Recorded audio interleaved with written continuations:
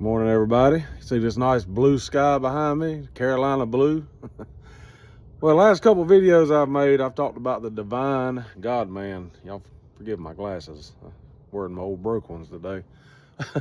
But I've talked about the divine God-man, and that's none other than Jesus Christ himself.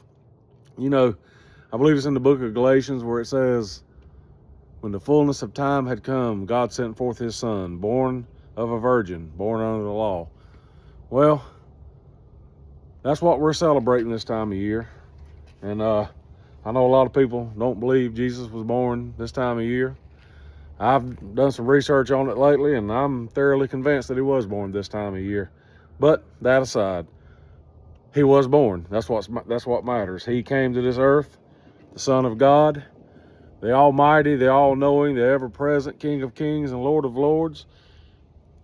All the way back in Genesis chapter 3, where it talked about the serpent having its head crushed. There's a commentator out there right now who calls it the gospel of the skull crusher, and I really like that terminology. But there's also a great big word that they use for Genesis chapter 3. It's called the proto-evangelion, and that is the first mention of the coming of a Messiah. Then all through the Old Testament, we see the predictions. We see the prophets talking about the coming of the Messiah. And then in Matthew, Mark, Luke, and John, we have the Messiah. John the Baptist was baptizing in the River Jordan. He looked up, he saw Jesus walking towards him, and he says, "Behold the Lamb of God that takes away the sins of the world." Boy, that's powerful. That sends chills down my spine, even in this 30-degree weather I'm standing in this morning. But Jesus lived 33 years on this earth, and every one time that he sinned, he was our Paschal Lamb, our propitiation. He died on the cross for us because I had a debt I couldn't pay, and he paid a debt he didn't owe, and on the cross the great exchange was made.